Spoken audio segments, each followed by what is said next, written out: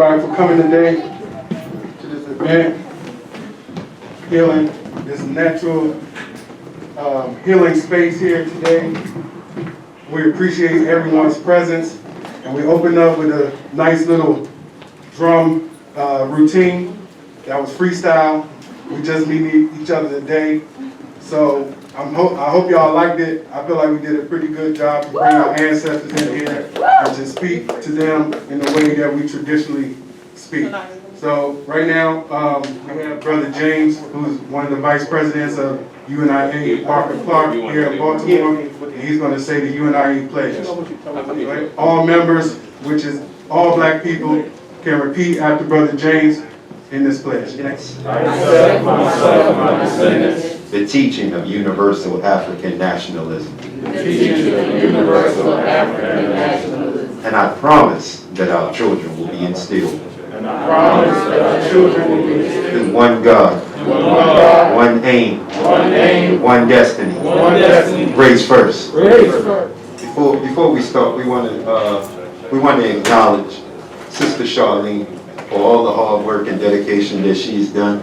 She has reached out and she has gotten us involved in many different activities around the city and trying to unite the city and trying to stop the violence and trying to bring about black unity and black knowledge itself. And right now we would like to present her with the plaque of our first award as the UNIA. She puts out the emails and tell you what it is, what time you need to be there, and she gets it done, and we appreciate you. Thank you so much.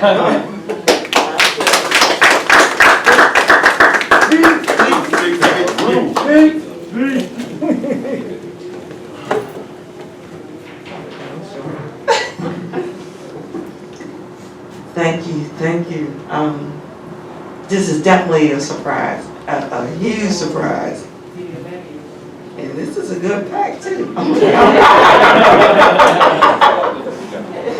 And this couldn't have been possible without their cooperation, without the cooperation to NAC. And I've done some work with these brothers before in 2018 when we had our Baltimore ceasefire rally in Northeast, and they showed up. And so it was a natural fit.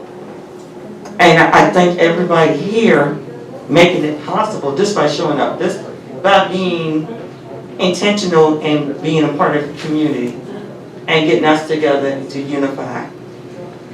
That's all we're asking for here in Baltimore City.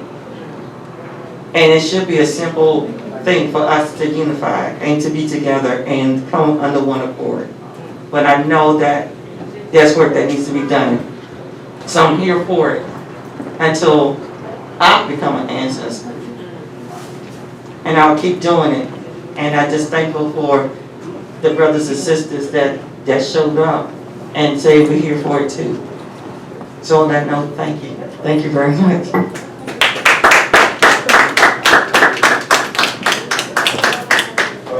Yeah, a couple of vendors here today that we want to introduce who took time to come down and bring their work. Y'all want to come up and introduce yourself? Sorry, I don't know these brothers, but they look like some good children's books and everything. Mel Trek, welcome. Dr. Ma's sons. Peace. Thank you guys for coming out today. Excited to be here. I love seeing the UNIA. In action. I've done a lot of reading about Marcus Garvey. He's one of my greatest heroes. And they asked me today to come here, talk about our product rally, talk about military when we come here, but they also want me to talk about unity. And when it comes to unity, Marcus Garvey had a great quote. He said that the ends that you serve that are selfish will only lead you as far as yourself, whereas the ends that you serve that are for the common good and for the good of all people will lead you into eternity. And that quote really spoke to me because I think as we go through our life and we try to impact the world, it's important that we do things that are good for all people. You know, we're not just serving individual goals. And now I want to speak a little bit more about, you know, what leads us to want to have unity. You know, I think it's important to have knowledge of self. You know, to understand who we are, understand where we come from, in order to understand why we need to connect with our people and why we have common goals and common needs. So I think overall, just like we need to understand our history, understand where we come from, and that's what we were trying to do with our products over here. We have BALTIMORE, which is an animated film and book series about 5 kids who travel throughout time and learn about African history through hip hop music. So we're trying to teach the youth and trying to change the habit or the trend in our community, where a lot of people who are here today, I know we have a lot of conscious brothers and sisters in the building. And I know that a lot of you probably didn't super enjoy the public school system and how you were taught about your history. You know, we know that there's a lot of misinformation, a lot of things that are left out that are important to our self-identity and to who we are as a people. You know, and part of what Marcus Garvey spoke, that we need to reconnect with Africa, reconnect with where we came from, reconnect with our culture, our history, and our traditions in order to understand who we are, why we are, and what we need to do in order to achieve the things that are going to make us great and going to propel us into the future and keep us alive, keep us pushing in the future. I think BALTIMORE, it's a great tool for kids who want to, for parents who want to teach their kids about our history and about the things that we've been through in a positive way, as well as, you know, a lot of parents can learn from these films as well. So BALTIMORE Episode 1, we take 5 kids back in time to ancient Africa and teach them about the African history, culture, and achievements of our ancestors, and a lot of the things that, like I said before, kids don't learn about in the school system today. And I think it's going to be really important for stopping the re-education that a lot of us have to go through after we get out of high school. You know, a lot of us, you know, for me personally, I learned a lot from my mother as a child. You know, my mom was if anybody knows Dr. Maya, she's a very African-centered woman, a great woman, and she always taught me a lot about my history, and I always kind of felt bad that other kids didn't get to experience that. So by producing BALTIMORE, this is a way for me to give back to my community and really help other kids experience that self-pride, that self-knowledge that you gain from understanding your history, understanding where we come from. So please come over and check out BALTIMORE. Also, there's a lot of other great vendors here tonight, so I'm not going to take up too much of your time. Give them some time to speak. But yeah, definitely come over and talk to us. I would love to network with all the other vendors here as well. I love the UNIA, the work that they're doing in the community, and I'm just looking forward to things we can do as, you know, COVID's settling down and things are opening back up. I know my brother over here was talking about his program that he has going on, so excited to see what happens with that, as well as, you know, everybody else here today. So thank you.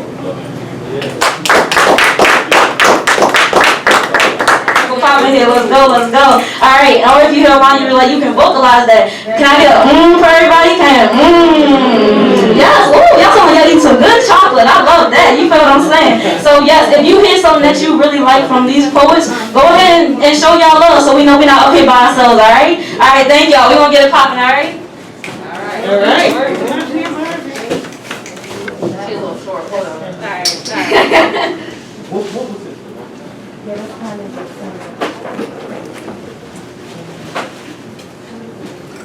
Man-made money to convince other men that money made them, and these money-made men who said forget monarchy or any system that takes the people's power stole free land, stole free man, stole free water, shelter, and sustenance, then said, work for me. So you can make enough money to buy it back, make me money, so you can make enough money to make me more money, and if you're lucky, maybe you'll end up with some financial freedom. They got us believing that substantial freedom, that's just ransom freedom. What y'all don't understand is the ruling class is not a thing of the past, it's an evolved version. And while we bear the burden of being seen as a burden for having the bare minimum, it's white men sitting on trillions, and black and brown men inspiring to be in their positions, and all their women raising villains who inherit a world we haven't given them, but we've given them. Validating our oppressors by participating in the same systems they need us to be complicit in. Existence is expensive. Our lives are the dividends. And I'm just confused as to how you think politicians serve your best interest when they're just trying to pay off their interest. And if money rules the world, do you really think the government got more control than the people that's paying them? Public servants don't serve the public.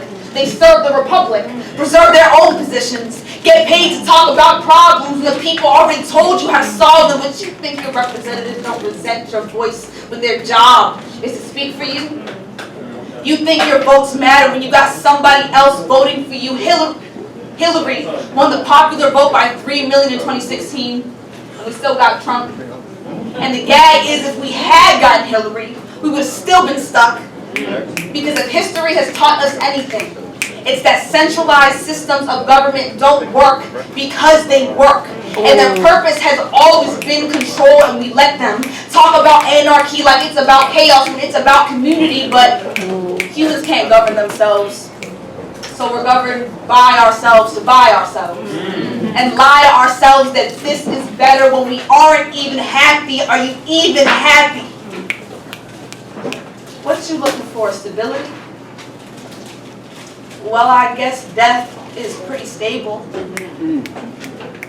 And I guess debt is a thing we're able to live with when money is what we live for. Aren't you tired of paying people who will return to the earth for things that belong to the earth? Aren't you tired of accepting decree from people who can control the world but can't control their greed?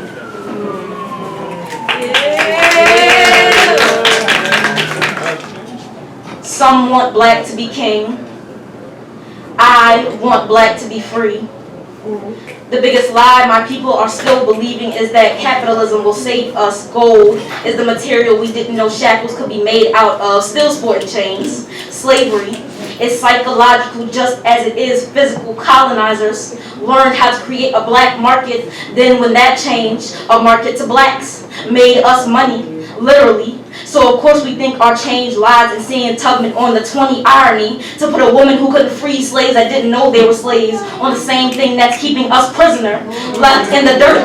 So my people started eating rocks, stuffing diamonds in their face for the days they were starving. Food deserts can be frozen. A desert only has to lack rain. So we try to make it rain, getting ice instead of starting fires. The aristocracy is not exotic. A monarchy is not liberating. To hate slavery, then thrive off the economic system that drove it is not revolutionary, it's cognitive dissonance. Materialism plunges matriarchs into colonial dependency. The bourgeoisie blends blackness into digestible symbols. There is nothing hard-hitting about a black person in a crown. Black kings had to have black slaves. Diversity does not equal complexity. Got my people suffering from internalized torture, putting the poison of the world in our mouths. Everyone putting up a gold front, lining our teeth while they line their pockets, line their soldiers in places they don't belong, line their boats on shores they shouldn't have been near. Hood niggas and liberal politicians know the same. Fake it till you make it better than anyone else. Fake it like you care about the poor, then make it by putting them back in debt. Whether it be the threats of caps or capitalism. Want a crown so bad, don't put it on your teeth. What most don't know is crowns need to be replaced frequently and fail quickly. Watch the kings and queens we think so highly of turn their backs on starving citizens. Beware of the capitalists who claim to be revolutionary. A revolution is another word for a circle, and you will never get in.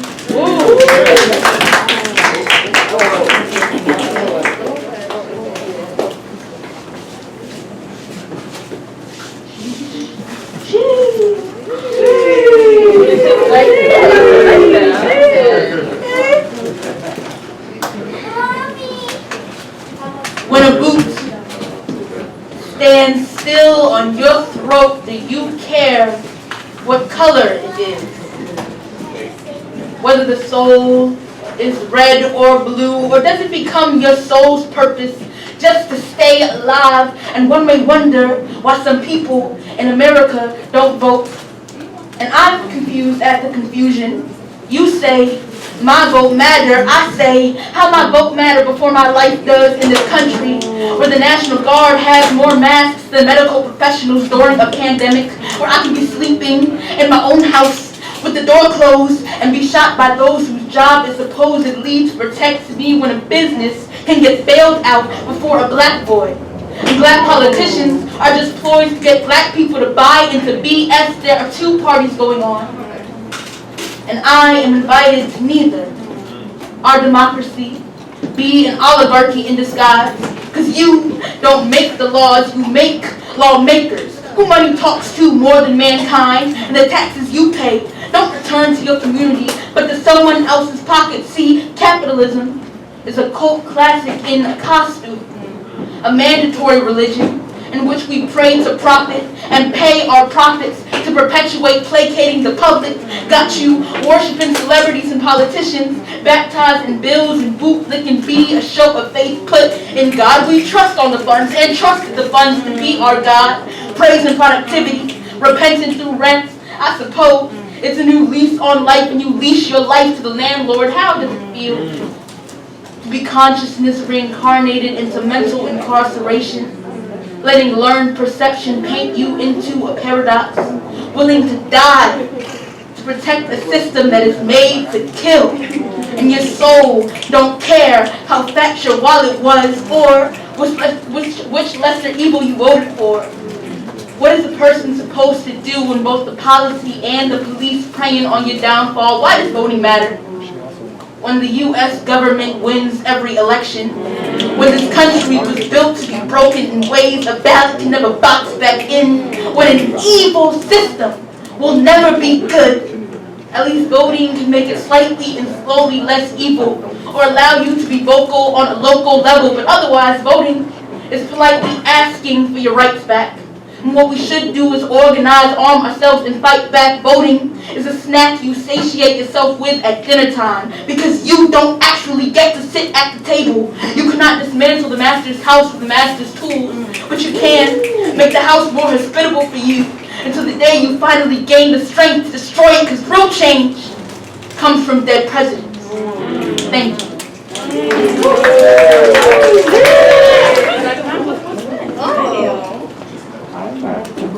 I am, y'all hear me with this? Yeah. I am my creator's thoughts, paper personified. I push boundaries and borders. White hands push me into bad neighborhoods. Me and crack in competition.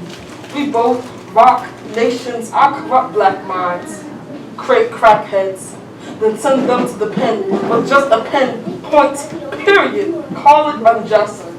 But all is fair in love and the war on drugs. I minimum wage war on poverty. I bomb black children with a school to prison pipeline. I don't bang with black people, but I bang black people. I got brains on my back in the name of freedom. I've got names on my back synonymous with freedom. Black ink is smudged on the Bill of Rights, so colors already got a taste of freedom. I am Jim Crow reincarnated, kept black people separated with incarceration. I be the law, written by white men, with a godlike complex, write a few amendments, now the commandments. Moses part the Red Sea, Andrew Jackson part of the Trail of Tears with a treaty. The Constitution is Bible. I am a bill, am an act. Actions speak louder than words. What happens when you are both? Don't you know how much power pieces of paper possess? Whether it be a bill or a bill, freedom papers or a warrant, I control your life. Remember when the officer who killed Stephon Clark didn't get charged for murder? That was me. The district attorney said no crime was committed because no law had been broken. The cops now be smashing. They laid down the law, and there's still enough space on this bed to either put you down or bend you over. Don't you get it? I am your God. I kill and receive no punishment. What's an eye for an eye when you are Hammurabi's code? I kept slavery alive. Regardless if the correctional institutions, schools are still segregated. Ask your taxpayers. Clean water only goes to the fair skin. Look at Flint. I don't change. I evolve. I am the law. Ain't it ironic? White paper has more privilege than black people. White people will protect me just so I can harm you, and you think bullets your enemy. Is 12 the reason why you scared? Afraid to be put in a box and have the walls closed in on you, nigga. That's what Project Housing's for. So the next time you want change, want a revolution, want equality, remember I am the biggest threat. White paper with black words written by white men out to destroy black worlds. I be paper cut deep. I make 3/5 of a person into 12% of the American population. And convert that into 34% of the prison system, even though black people built 100% of this nation. I'm evil like that. I'm legal like that. I'll outlive you and your people, and by the looks of it, I'm almost done. I've been law. Obey me or break me. I will be enforced by any means necessary. Okay.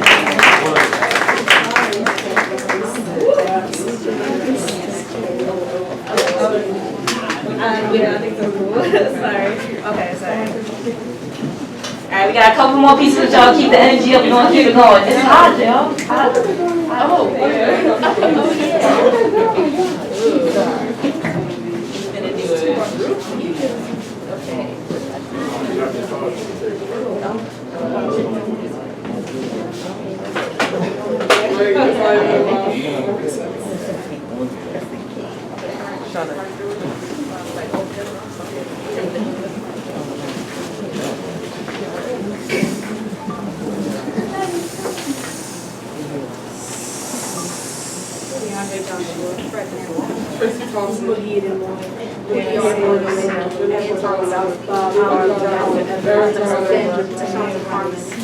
Heads of the movement multiply.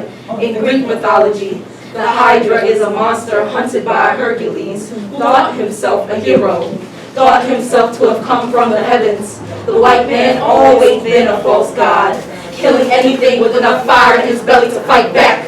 But this story was first found in African mythology.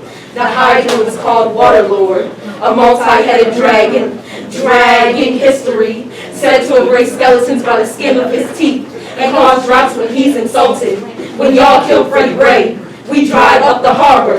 Growing up in food deserts got us spitting fire. Our throats been scorched, my ancestors been hungry, so of course we bite the hand that doesn't feed us. Glory be to Gloria, fighting against segregated opportunity, setting flames to fields Latinos been paid dust in. Pennies won't buy you a sip from the fountain. My predecessors are thirsty, only allowed to drink if it gives them something to write about. So they put lead in the water. Amber Evans, activist turned corpse, her body found in a river. So we crossed the river Styx with 6 more heads. Say their name in the Ashe circle like we summoning lost souls prophesied as beasts. We regenerate every generation to defend against degenerates, create apparitions and replication for lack of reparations. When your birth is war cry, Death Valley is not the lowest point, because we've seen reincarnation. You can't kill energy. Our existence is a rebellion. To be minority and alive is to be an activist. When everything you are is everything America hates, outlaws, kills. We had to find light in the kingdom come. So when this kingdom come, it will be birthed from a fire there ain't no hiding from. Echoing every voice the villains vilified, the tyrants testified. They're fighting for the right to bear arms. We writing about the fight to bear fists. God sent a flood, will deliver the eternal flame. Our power comes from the rage and pain singed in our veins. Stars were birthed from our screams. Meaning, if you don't hear us, you gonna see us. We sentenced to suffer and sulfur. We wait for the day soot seeps into your esophagus and seeks respite. Claims your lungs as home. See the ember in our eyes. When you've lost so many people to the cause, it only makes sense that our tears ignite the revolution. Say their names, or we'll say it for you. It ain't start with us, but it will end with us. What the fuck did you expect for what you've done? 3rd-degree burns for all my niggas you kept from earning one. Yeah, we spit fire, aim the flame, and burn the white supremacy. You don't want no smoke.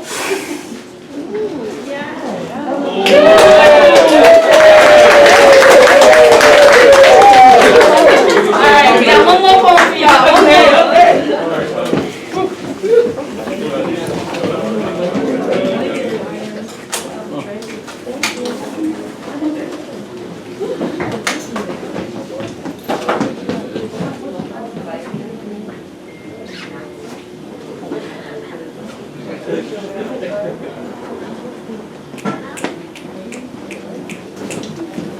Consciousness created itself.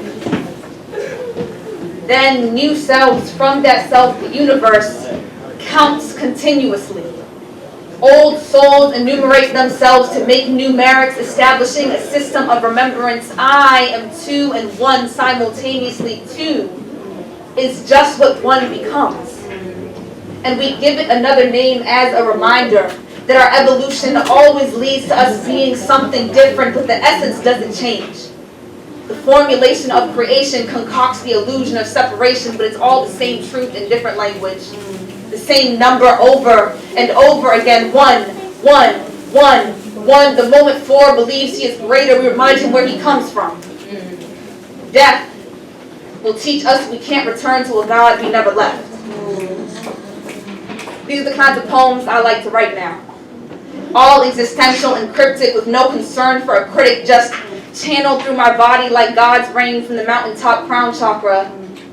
My mind don't mind admitting the words aren't mine, but if I'm being honest, it was just earlier this week I wanted to write the greatest poem ever written, and I wanted it to end in an ovation, an undying applause, hands banging against each other so hard skin breaks. I wanted it in silence in the room so heavy my words sound like pin drops. I wanted the skies to thunder when my pen drops, because even the master knows I made a masterpiece. I wanted God to pray to me for inspiration on his next book release. I wanted to be a saint, a sort of hero. Gave myself a stage name, an alter ego for when I can't alter my ego, so I bring my ego to the altar. I've offered offerings to my literature. I've written in my own blood before, literally deep lines for deep lines. Put my DNA on the page, because that's how bad I wanted to leave a legacy. The only difference between skin and paper is where the ink comes from. I tore up every sheet and needed proving my greatness. I'm not sure if to someone or through someone, but when you want it this bad, your expression becomes a tool for good impressions. And impression's the best way to avoid self-reflection. Think footprints in the mud instead of washing yourself in holy water, or watching yourself in holy water. You just want someone to see you are here, even if you can't see yourself. You know how many followers God got? How many footprints faded in the dirt trying to find him? More than we can count. One. You know how many followers God got? One. I learned that in his poem about the man he made from clay. Said he breathed life into him, which must mean man is God's breath. Man is God's life. Must mean my hand don't hold a pen except without God's intent, but I'm so intent on proving my pen to men who trade in soul for ego. Because maybe feeling like you're the greatest poet, or hearing a woman savor you her savior because you saved her, feeling like you're the master of something, will finally make you feel like you're something or someone, instead of just some of one, or a sum of one, more than an addition, more than an extension, more than a manifestation of God. All this counting on everyone else's validation because you don't know your value. How can you be greater than yourself? The only poets who aspire to be God are the poets who don't know they already are. Alright, so that's us again. We are DeWmore Baltimore, DEWMORE. You can follow us on Facebook at that same name. Follow us on Instagram at, follow us on Instagram at DeWmore Poetry, DEWMORPOETRY. Facebook, DeWmore Baltimore. You can go ahead and get our personal Instagrams. And yeah, that's all. Thank y'all so much. I just want to say real quick. I just want to say, keep an eye out for the Freedom Festival on Juneteenth. We're securing a location either at White Lock Farm off North Avenue or the Tubman House in Gilmore Homes. It's going to be like a bunch of new programs we've been working on. We're talking gardening and agriculture learning centers for free for children to come in and learn how to self-sustainably grow food. We're talking cooking classes. We're talking new ways to educate kids through homeschooling programs. We're talking all types of stuff. We're talking about poetry as revolution. We're gonna have singing bowls. We're gonna have meditation. We're gonna have an open mic for y'all to come write your own stuff and spit, whether it be music, poetry, any of that. Please come out. We want the whole community here. Everybody who's interested in growing together. That's love. So yeah. Thank y'all.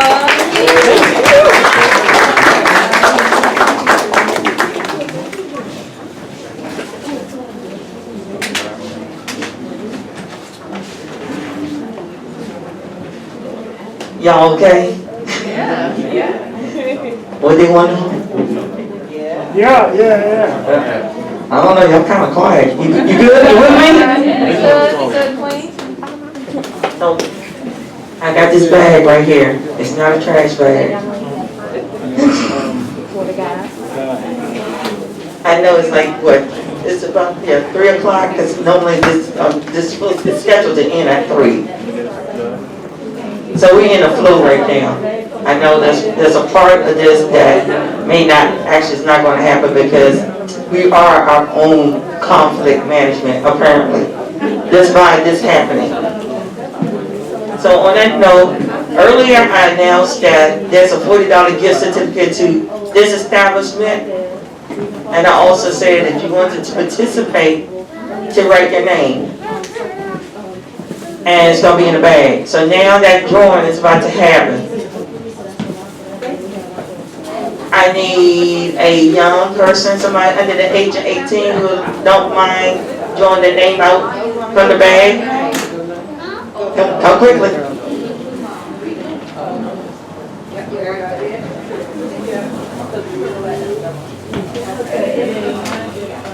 And you get to read your name too.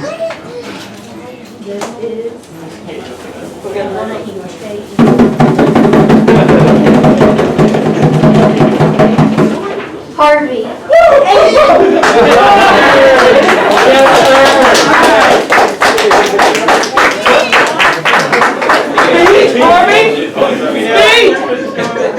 I just said it over there. Like, I said, what you call it, I just want to say thank you.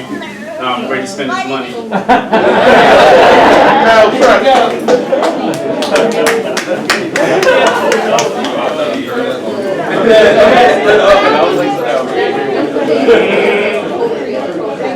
Alright, so on that note, I don't even know how to end this because it's so good and it's flowing so well.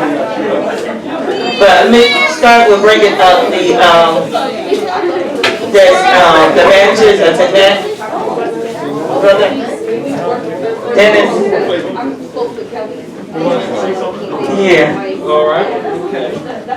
So do we got a little bit more time or are we good? Oh, okay. But I'm gonna bring you up anyway, so this is why you're up here.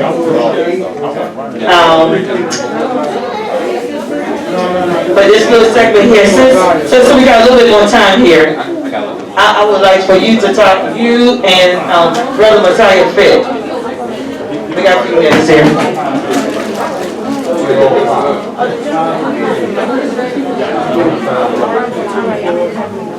And the reason why this event also is happening, in addition to all of the vendors, and also with Universal Negro Improvement Association coming together.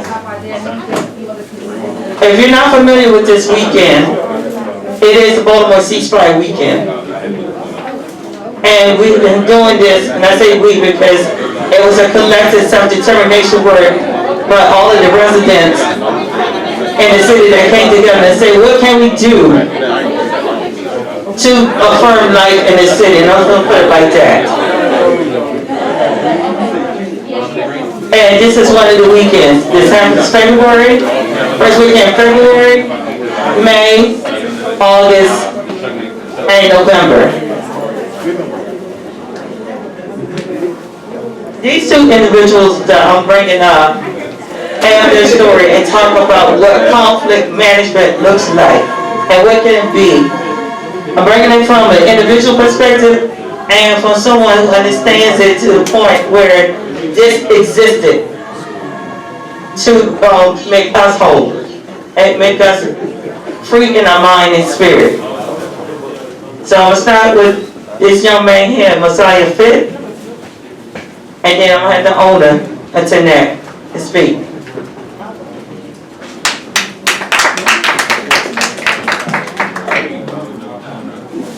So how many people in here ever had a conflict or a challenge in their life or a time or a situation where their back was up against the wall or they felt like they had to make a very impulsive decision? Anybody ain't ever had one of them experiences before? Okay, so dang. Most people don't have them kind of experiences. Ain't nobody hardly raise their hand in here. I'm very good. But one thing we have to understand is we are in a world that's full of challenges daily, every second. Right now, even in your body, is a challenge. There's a war going on. You have parasites. You have blood cells. You have different things in your body right now that are combating. You have things that are trying to reinforce your body, and you have things that are also trying to tear your body down.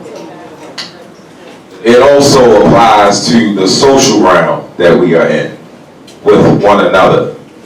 One thing I learned about being a black man is that and I say this with love and I say this endearingly, but just because you my skin folk don't mean you my kinfolk. And that's the truth. And if you look at a lot of our revolutions, if you look at a lot of our uprisings, it was always someone that would look like us that told on the uprising, that told on the revolution. And we also have those that look like us that are willing to kill us. We have those who look like us that are willing to infiltrate by any means necessary. And then you have some of those of us who are just ignorant. And because of their ignorance, they do things that are very harmful and neglectful to the movement. It puts you in a situation at times where you don't know sometimes what the best decision is. This life is about self-preservation. Self-preservation, that's number one, to the utmost. If you're not preserving yourself, your life, and your well-being by any means necessary, you can't expect to truly be an influence or impact on anybody if you are not about self-preservation. So I say that to say that unity for us as a people cannot just be based on skin complexion alone. It has to be based on the spiritual, mental aspect of what we're trying to do and what liberation really means and what it really is. The foundation of it should be about skin folk being your kinfolk, but we've been infiltrated through the skin folk.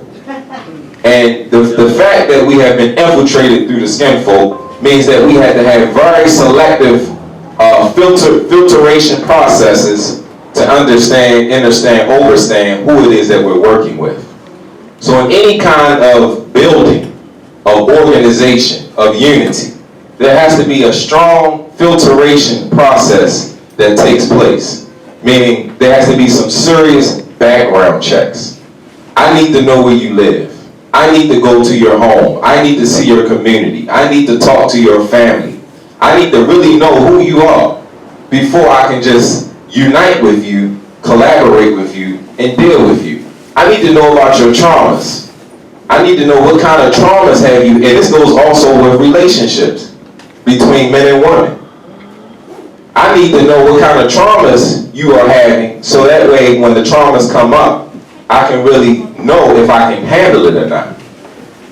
Rather than just looking at you based on because you're beautiful, or because I'm handsome, or because I have certain benefits. I need to know truly who you are as an individual. So I would say for us to avoid a lot of conflict, before we can call each other comrades and brothers and sisters, we need to know who each other really are. And it requires some uncomfortable things to take place. It requires complete transparency. I'm one person, I'll be very transparent with you. If you ask me something, if you have a problem with something that I did, if you don't like something that I said, you can come to me directly and ask me, and I will be very free and open to answer as best as I possibly can. That is another thing we have to do, open transparency. You know, society has this thing where we are so cautious to be on guard of our image, our public image. You know, we have a public image and we have a behind the scenes image. We have an image when we are behind closed doors and no one ever gets a chance to see it. And then we have the public image, which I call the facade or the perpetrating image, or the what's decent or the what's acceptable image. And sometimes that image is so fake and it's so superficial that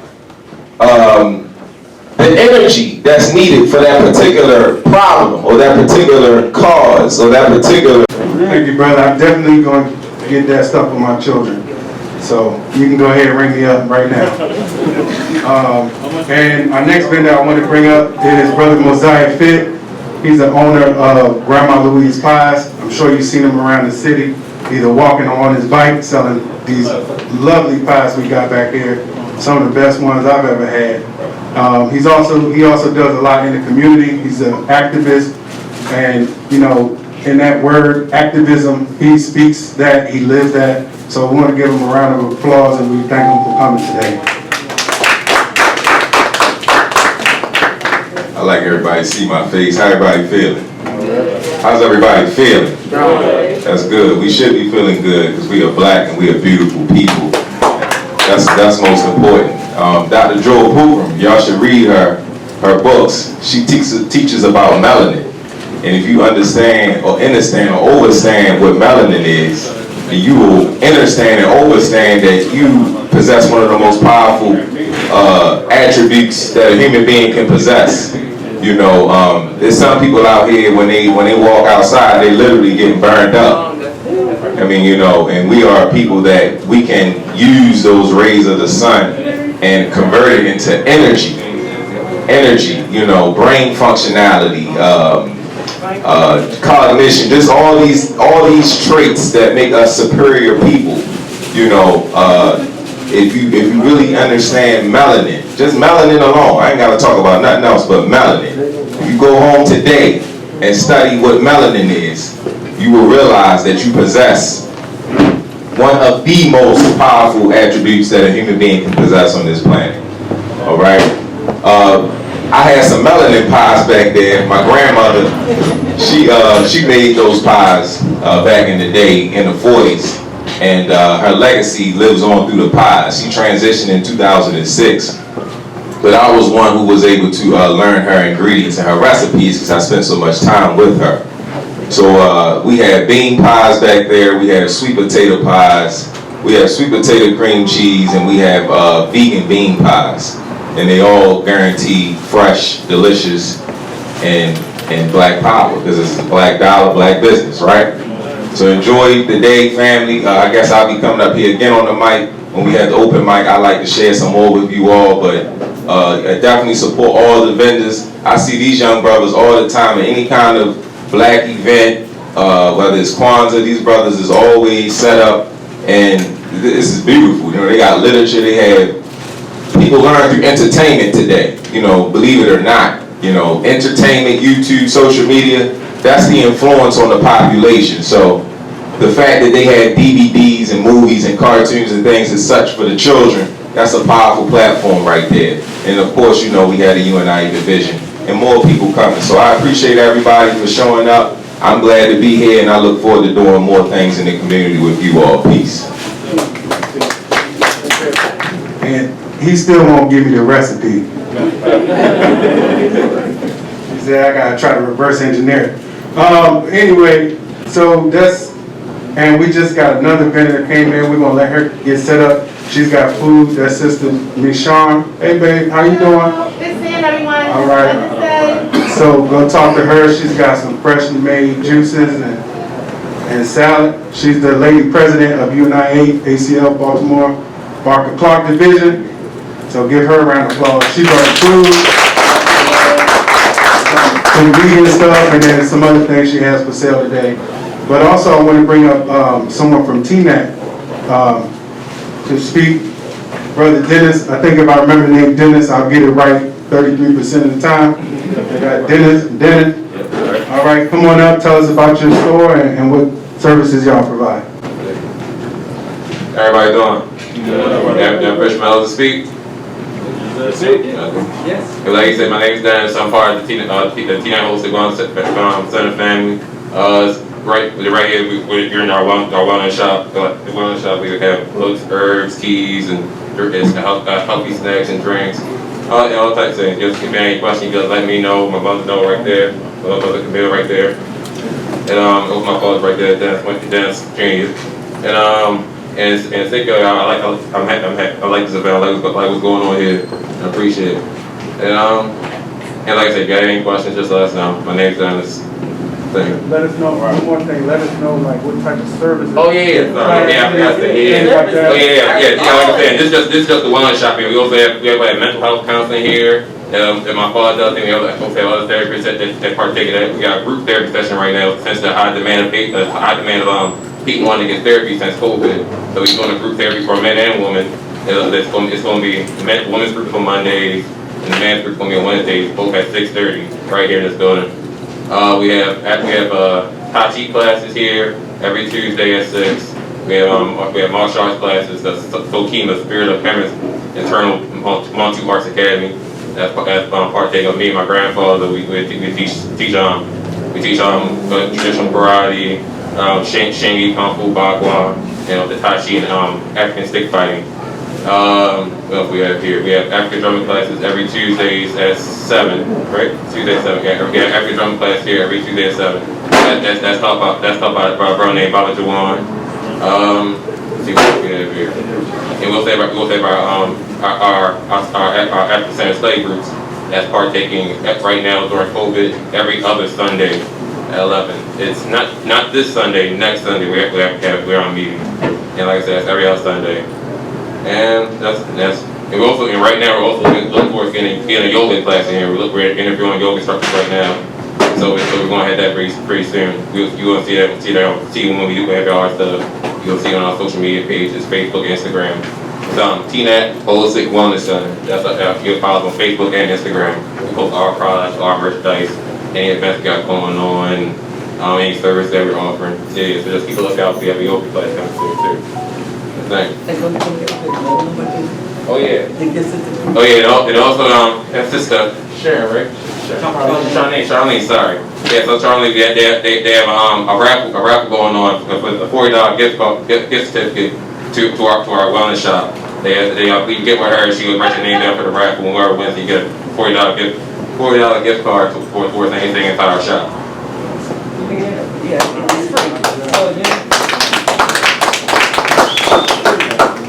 Fine. Hi everyone. My name is Delicia. I'm also known as Obsidian. That's my poetry name. I've been working with Dumore Poetry Baltimore since I was like 13. I'm 21 now. And I was on the Baltimore City Youth Poetry team for 3 years. I was the youth poet laureate of Baltimore in 2019.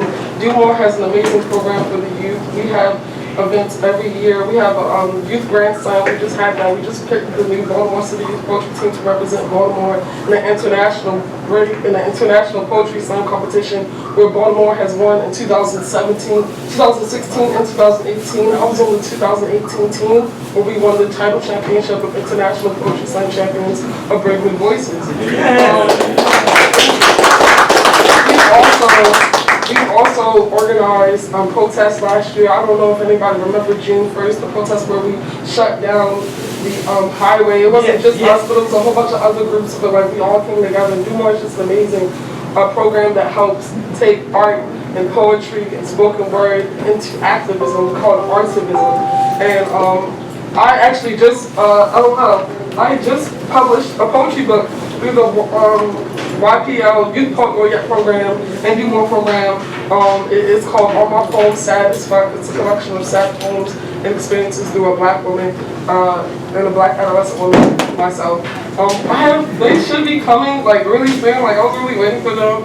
We're also producing a Freedom Festival on June 10th, which is going to be where we're teaching like holistic health and gardening and self-sustainability, and we've been working on this project since October, and we're still we're putting everything together. We're really trying to be an impactful portion in our community, not just like when we're performing, we're doing spoken word, but just like a place where you can go, hey, I can get some books, or I can get some tutoring, or I can, like how you guys have all these services here, this is what we're trying to do. And yeah, I am selling my book. I just published it, that was 2019, Youth Program yet. Support the kid, and I don't know, they should be coming in soon. I don't know. It's good. I know the comments that once it get going, it's gonna be fine. So we got. Thank you for listening. Thank you.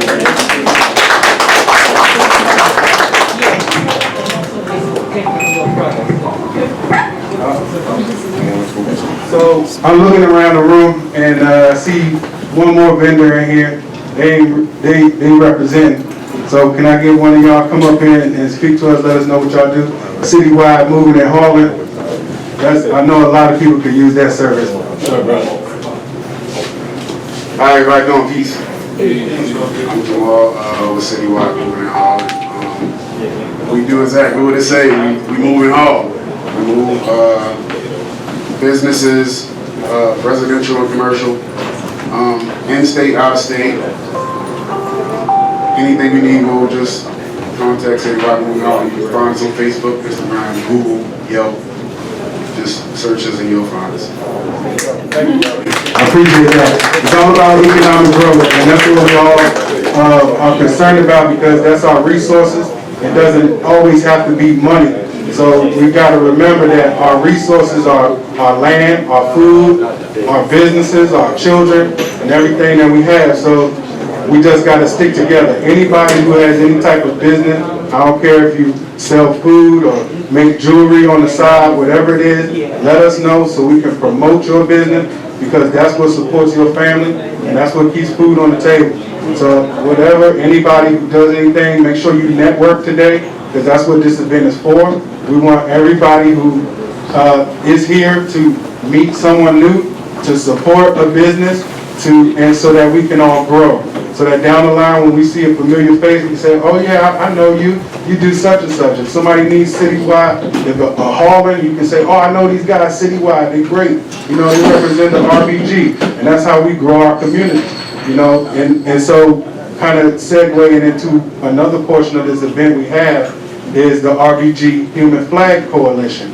And basically what we do is we take our flag everywhere, and we teach about what the red, black, and green flag means and what it means for us. It's the Black Liberation Flag. It was, last year was the 100-year anniversary of that flag. So Marcus Garvey, his wife, came up with this flag in 1920. So 2020 was a 100-year anniversary. And we went around Baltimore putting up this flag. We did it at City Hall, we did it at Fells Point, we did it in Canton, lots of different places to give kind of some exposure to what this flag means, because people seen it. Public Enemy done worn it, Boogie Down Productions back in the day, but everybody doesn't really know what it represents. So this is for our blood, it's for our people, and it's for our land. So red, black, and green, we have to spread that philosophy, we have to spread that knowledge, and definitely give it to our children. You know, one day my son was in school, and they gave him something to draw. It was the Jewish menorah. Okay, he colored it red, black, and green. He said, "This is what we did for Kwanzaa." I said, "That's right." And you tell, when you get on there with all your students, your classmates, you let them know too, because they'll tell us about every other culture, every other thing. We have to speak up about our culture. Can't wait for anybody else to speak up for us. We got to speak up for ourselves. Thank you. We're going to take a little bit break. We got a DJ right here. DJ Retroactive. He going to play some tunes a little bit while we mingle. Sister Charlene want to say one more thing. Okay, because I know that there's what we have planned to get going. You still want to do the human RBG flag out there right now? Is that a question?